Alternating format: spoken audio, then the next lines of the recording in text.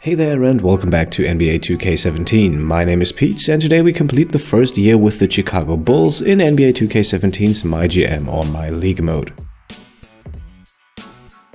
Now, Chicago is an interesting team for that. With the additions of Wade and Rondo, they are definitely in win now mode. However, their roster is not yet championship material. And we won't be able to fix that in one season and also keep this video realistic, but nonetheless the roster shows a few key points for improvement. And let's actually start with the roster and have a look at Chicago's situation. The core in Chicago, especially at the backcourt, is very intriguing. Jimmy Butler is the team's key player at 27 years old, but he is closely followed in that role by Dwyane Wade, who is a whole 7 years older. To fill the backcourt, we also have Rajon Rondo, who is likely somewhere between the star he once was in Boston and a serviceable starter.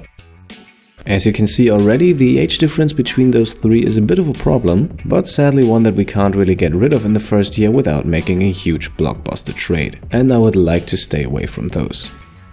Down low you then have Robin Lopez at center, where he should be able to perform consistently for several more years, and at the power forward either the more inside focused option in GIBSON or MIROTIC if you want to stretch the floor.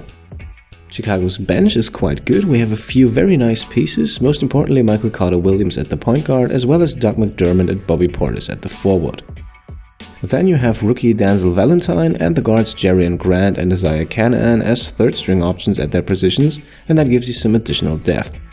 The roster is completed with Paul Zipser, RJ Hunter and Cristiano Felicio, however they should not get much playing time. Your final rotation before making any kind of moves should look something like this. Rondo, Wade and Butler as the no-brainer options on positions 1 to 3, then likely Gibson at the 4 and Lopez at the 5. Michael Carter-Williams will be the backup point guard, and Isaiah Canaan will also have to get some minutes at the 2 unless you really micromanage Wade and Butler to only ever play one of them there. Then the somewhat problematic forward spot where McDermott, MIROTIC and Portis all want to see big minutes, and you can't switch any of them to center where you're mostly stuck with Felicio unless you want to consistently go with the 6'9" GIBSON. This already shows potential for some interesting moves, but let's have a look at the contract situation first. Your expiring contracts are Gibson, MIROTIC, Michael Carter-Williams, Felicio and Hunter. The first 3 you might be able to re-sign during the season, the latter 2 will enter free agency no matter what. Keep in mind that MIROTIC, Michael Carter-Williams and Felicio will be restricted free agents, so should they receive an offer from someone else you can always match that. Now that's already quite a list, but we are not done yet. Wade's next contract year is only a player option, so he might decline that and you'll be left without him, although he should normally accept given his age and the size of his contract. Then for Rondo, McDermott and Canaan, their contracts technically don't expire, but they have team options coming up, so if you want to make them free agents, you can. More team options to come. Bobby Portis and Jerian Grant have 2-year team options coming up as part of their rookie deals, so you could theoretically make them enter free agency, although that would be pretty stupid considering their salaries. So it might just be easier to look at this from the other side. The only players that are guaranteed to be on your team next season, barring any trades, are Butler, Lopez, Valentine and Zipser. A quick look at the draft picks and everything looks very solid here. 2 first rounders next draft, although the Kings pick is top 10 protected and that might just be a bit risky. Then in 2018 you'll have 3 picks with 2 second rounders in 2019 and 2020, it's the usual standard. And lastly, a quick look at the cap space situation. This season you are already in the red. Next season though we can see the promising figure of almost $60 million in cap space. That does however not include team or player options, so realistically you'll end up somewhere below that. And before we get started with the moves, here are your 3 key questions going into year 1 with the Bulls. Number 1, who's going to be your backup center? Cristiano Felicio is the odd man out in an otherwise pretty deep roster, and you desperately need another big man who can hang down low. And don't get any ideas, playing 6'9" Taj Gibson at the center consistently won't really work long term.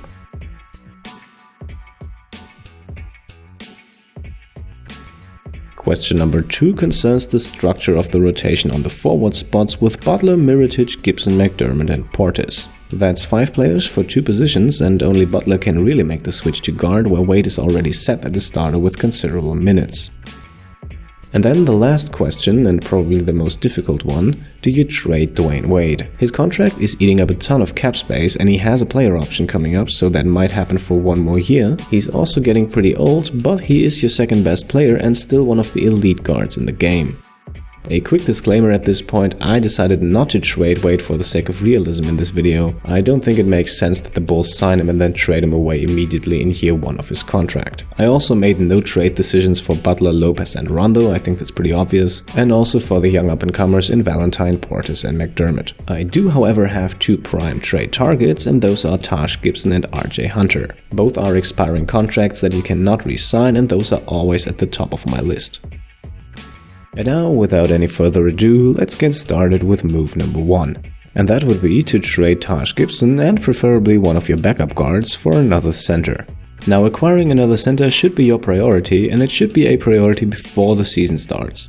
Now, you could take the easy way and check the free agent market and just sign Ryan Hollins or JJ Hickson, or you could make a trade, and I think that's the better solution. Hollins won't be serviceable for long, and with Hickson you have the same size problem as with Gibson at 6'9".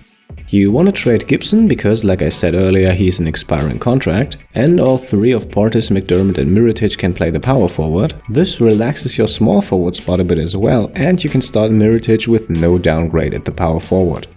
You'll want to add one of your backup guards because behind your go-to backups, which would be Michael Carter-Williams and Isaiah Canaan, you still have a total of 3 guys who will likely never see playing time if your roster is healthy. And with the flexibility of Butler and the additional options at the forward, probably also when you're down a man. To increase your depth at the center, you don't want to trade Felicio away in this trade, because should either Lopez or your newly acquired big man go down, you're back on square one with no backup. Some example teams that can be targeted to give you a center are Sacramento, who have 5 of them, but we grabbed Kufas and Cauley-Stein in the last video, so I don't want to get repetitive. Or maybe Detroit, who are probably willing to part ways with either Baines or Marjanovic, and in my opinion Marjanovic is the better option because he has 3 full years of contract ahead of him, while Baines only has a player option coming up. Another option would be Minnesota, who also have 1 or 2 guys too many stuck in the rotation behind Towns, and either Dieng, Hill, Aldridge or Pekovic are, at least in 2K, considerable steps up from Cristiano Felicio. They also have cap space to spare, so there is some potential to increase your own, which is an intriguing factor. Now let's get to it. Here are some actual trade options. With Detroit you can trade Taj Gibson for Boban Marjanovic straight up, although I think you lose this trade because you can get a bit more for Gibson. Something like this also works, Gibson for Marjanovic and a few second rounders, in this case a pick swap plus 2 seconds. With Minnesota you also have some interesting options, for example Gibson and Hunter for Dieng and Payne. Here you should keep in mind that Dieng's contract extension kicks in next season and he will get paid roughly $15 million a year. If you're looking to acquire picks as well, you can trade Gibson and Hunter for Aldridge, Payne and maybe 1 or 2 second rounders. What you should also always be able to do is trade Gibson straight up for either Dieng, Aldridge or Hill, however that doesn't really solve your depth issue at guard.